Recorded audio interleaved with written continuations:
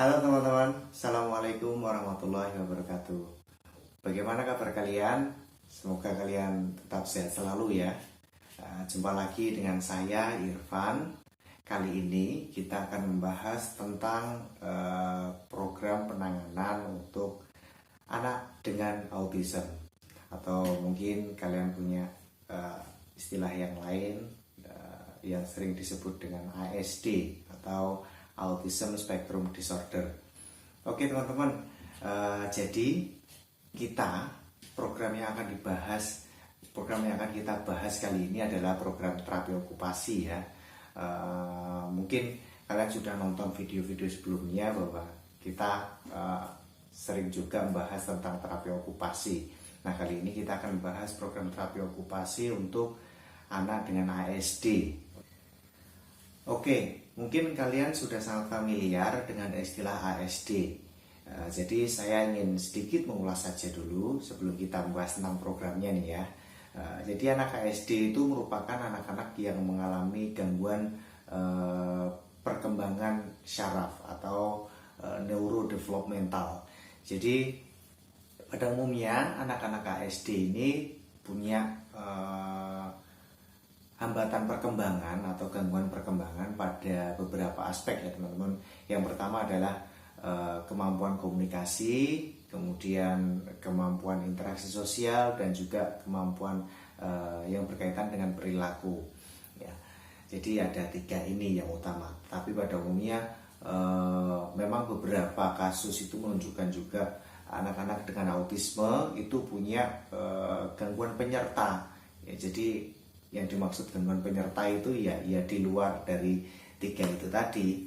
Jadi misalnya seperti apa? Seperti permasalahan sensoris ya, gangguan fungsi sensoris ya, baik itu masalah auditori atau mungkin visual atau mungkin fungsi sensoris yang lain.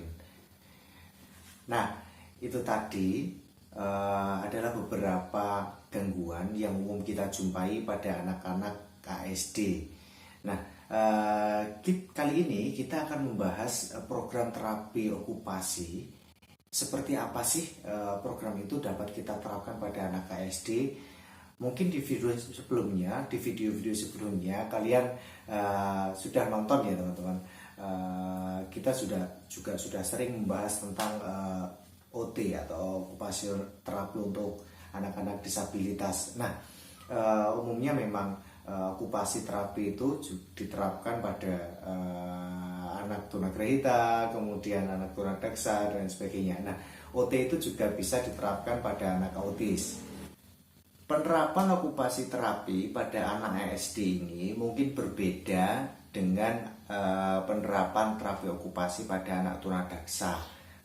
Mungkin kalian yang belum nonton video sebelumnya bahwa kita juga pernah membahas okupasi terapi pada anak tunadaksa. Nah kali ini kita sebagai guru ataupun orang tua itu dapat menerapkan atau mengembangkan program okupasi terapi untuk di rumah maupun di sekolah. Jadi berbeda dengan anak tunadaksa. Nah ini mungkin kenapa kok anak autisme ini program okupasi terapi untuk anak autisme itu dapat kita kembangkan. Karena pada dasarnya teman-teman, anak dengan autisme itu membutuhkan penanganan yang konsisten, berlanjut. Nah, setiap latihan-latihan itu harus dilakukan secara terus-menerus, berulang-ulang. Nah, jadi kalau misalkan program okupasi terapi itu hanya dilakukan di lembaga terapi atau mungkin di rumah sakit tertentu, jadi program itu tidak dilatihkan secara konsisten, tidak terus diulang-ulang. Jadi kalau hal ini terjadi, maka perkembangan pada anak autisme itu tidak mendapatkan progres yang signifikan. Padahal penanganan yang harusnya kita berikan pada anak ASD itu harus dilakukan secara berkesinambungan. Bahkan dulu ada teori yang menyatakan bahwasanya setidaknya kita itu harus mengulang-ulang secara terus-menerus dalam 1 hari penuh itu beberapa materi, misalkan materi untuk aktivitas harian, jadi activity daily living. Jadi kita ulang seharian penuh agar apa? Membentuk pembiasaan anak. Nah, jadi melatihkan anak-anak KSD itu basisnya adalah pembiasaan. Jadi bukan untuk meningkatkan fungsi kognitif tertentu ya, berbeda. Ini bisa kita sebut sebagai program latihan. Nah, adapun aspek-aspek kemampuan yang menjadi sasaran program okupasi terapi pada anak KSD, diantaranya yang pertama adalah kemampuan komunikasi, kedua adalah kemampuan interaksi sosial, ketiga adalah perilaku, dan keempat adalah fungsi sensoris. Loh, ini kan terapi okupasi. Kenapa komunikasi itu juga menjadi sasaran di terapi okupasi? Ya, ini penting, perlu kita buatkan program untuk kemampuan komunikasi. Terlepas nanti si subjeknya, si anak KSD itu tadi juga mendapatkan program terapi wicara. Jadi meskipun ini program terapi okupasi, kita juga membuatkan program dukungan agar si anak-anak ini terstimulus ya kemampuan komunikasinya. Jadi programnya ini saling berhubungan erat antara program terapi wicara dengan program okupasi terapi. Kira-kira program terapi okupasi seperti apa sih yang bisa kita terapkan untuk anak KSD? Oke teman-teman, saya akan memulai dari aspek kemampuan yang pertama, yaitu kemampuan komunikasi. Jadi seperti yang saya sampaikan bahwa kemampuan komunikasi, program okupasi terapi untuk menangani kemampuan komunikasi itu sebagai dukungan dari program terapi wicara ya. Jadi kita untuk menstimulus. Nah, adapun program-program yang mungkin kita dapat kita terapkan untuk menstimulus kemampuan komunikasi itu ya, kita bermain menggunakan flashcard atau bermain kata atau bermain kartu bergambar. Nah, jadi konsepnya nanti anak-anak itu mengenal gambar-gambar tertentu. Tujuannya apa? Untuk menstimulus masuknya kosakata pada memori si kecil ya, pada memori anak-anak ya. Kenapa demikian? Karena pada dasarnya kemampuan komunikasi yaitu akan berkembang karena adanya stimulus komunikasi di lingkungan sekitar. Otak akan secara otomatis merekam berbagai kosakata yang masuk. Jadi prosesnya adalah adanya stimulus, kemudian disimpan di memori, kemudian diproses sehingga bisa mengeluarkan kata-kata tertentu. Nah, itu adalah mungkin proses yang sangat sederhana bagaimana setiap manusia itu bisa berkomunikasi ya teman-teman. Jadi kurang lebih seperti itu. Nah, oleh karena itu bermain dengan kartu bergambar, flashcard atau mungkin permainan kartu serupa itu dapat membantu mereka untuk menstimulus masuknya atau terekamnya kosakata di otak secara otomatis. Jadi ini penting. Nah, lalu kartu bergambar seperti apa sih yang dapat digunakan? Ada berbagai macam kartu bergambar, ada berbagai macam flashcard.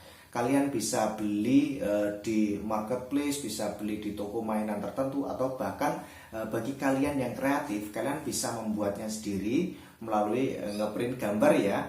Kalian bisa download di Google, kemudian di print, dilaminasi sehingga itu terkesan bagus dan awet mungkin ya. Jadi kalian bisa dapatkan kartu bergambar dari manapun ya, itu tidak menjadi satu hal yang paten. Nah, ini bisa merupakan kartu bergambar yang berisikan gambar benda-benda di sekitar kita ya, baik itu perabotan rumah tangga atau mungkin perlengkapan sekolah atau mungkin peralatan mandi atau mungkin mungkin adalah benda-benda yang ada di sekitar kita. Nah, yang paling mudah dijumpai anak-anak, yang paling mudah disebutkan anak-anak. Yang kedua adalah kemampuan interaksi sosial. Nah, program yang mungkin dapat kita terapkan untuk menstimulus kemampuan interaksi sosial kurang lebih adalah permainan-permainan yang membangun hubungan si anak KSD ini dengan orang yang ada di sekitar. Misalnya dengan bermain bersama ya, berbagi permainan ya, permainan yang memerlukan kerjasama atau mungkin memerlukan peserta yang banyak, misalkan permainan peta umpet, kemudian permainan home pimpa, atau mungkin permainan yang lain, yang intinya permainan itu tidak dapat dilakukan sendiri. Jadi usahakan kalian itu dapat membangun permainan yang melibatkan kemampuan komunikasi, yang melibatkan interaksi antara satu orang dengan yang lain. Nah, ini permainan ini tidak terbatas permainan tertentu ya. Kalian bisa mengembangkan permainan apapun, bahkan kalian juga bisa menggunakan permainan yang umum digunakan oleh anak-anak di lingkungan sekitar kita. Nah, ini bisa kita terapkan di rumah maupun di sekolah. Kenapa ini penting? Karena pada dasarnya kemampuan interaksi sosial anak autis itu disebut memiliki gangguan karena apa? Mereka itu kurang mampu memunculkan simpati dan empati, ya, kebalik ya, empati dan simpati pada lingkungan sekitar. Jadi baik itu pada lingkungan secara umum maupun hubungan si anak ASD itu tadi dengan orang yang ada di sekitarnya. Jadi makanya kalau masyarakat umumnya kan menyebut bahwa anak autisme itu punya dunianya sendiri, dia cuek dengan lingkungan sekitar, karena memang itu tadi. Jadi permasalahan interaksi sosial itu menjadikan mereka kesulitan untuk membangun hubungan dirinya dengan hubungan di lingkungan sekitar, termasuk hubungannya dengan orang lain, ya, baik itu keluarga maupun dengan teman-temannya. Yang ketiga adalah bagaimana kita membuat program terapi okupasi untuk menstimulus gangguan yang berkaitan dengan perilaku anak. Perlu kalian ketahui teman-teman bahwa anak autisme itu punya dua gangguan perilaku yang umumnya muncul. Yang pertama adalah perilaku restricted, yang kedua adalah perilaku repetitif. Jadi perilaku restricted itu adalah keterbatasan minat, dan yang kedua perilaku repetitif itu adalah perilaku yang diulang-ulang. Nah, jadi pada dasarnya kalau kita mau menstimulus yang berkaitan dengan perilaku ini, sebenarnya kita membutuhkan program modifikasi perilaku ya. Tapi mungkin kita bisa mengintegrasikan program itu di terapi okupasi agar apa ya? Ya tentunya juga ini penting kita terapkan agar memang tujuannya untuk membangun atau tujuannya untuk memaksimalkan potensi-potensi yang ada pada anak autisme dan meminimalisir gejala-gejala gangguan perilaku pada anak autisme. Jadi teman-teman, permainan yang dapat kita kembangkan untuk menangani masalah perilaku ini tidak terbatas pada permainan tertentu juga. Nah, jadi mungkin ini bisa terintegrasi pada aktivitas yang mungkin muncul atau terjadwal dalam kegiatan sehari-hari. Jadi ketika anak itu berhasil bangun pagi, bisa membereskan kamarnya tanpa dengan diingatkan, atau mungkin dia sudah mampu mengontrol perilakunya untuk tidak memunculkan perilaku repetitif dan lain sebagainya. Nah, itu bisa kita kuatkan dan juga bisa kita lemahkan dengan positive reinforcement maupun dengan negative reinforcement, atau bisa menggunakan aktivitas-aktivitas yang dikaitkan dengan token ekonomi yang sudah kita sepakati dengan anak-anak tadi ya. Nah, yang terakhir adalah masalah fungsi sensoris. Jadi fungsi sensoris itu sangat banyak ya teman-teman. Jadi auditori, ada fungsi visual, ada pembau, ada perasa, ada taktil, kemudian proprioceptif dan juga vestibular. Nah, ini jadi mungkin gangguan fungsi sensoris pada anak autisme itu tidak muncul secara keseluruhan masalah fungsi sensoris ini tadi ya, tetapi bisa jadi antara anak autis yang satu dengan yang lain itu berbeda. Ada yang mungkin bermasalah pada auditori, atau mungkin ada yang bermasalah pada fungsi sensoris yang lain. Nah, program yang umum dapat kita terapkan yaitu ya program latihan sensori integrasi, seperti yang bertujuan untuk memaksimalkan taraf toleransi anak-anak pada stimulus sensoris yang ada. Nah, umumnya kalau kita jumpai program terapi okupasi itu juga menerapkan permainan-permainan tertentu untuk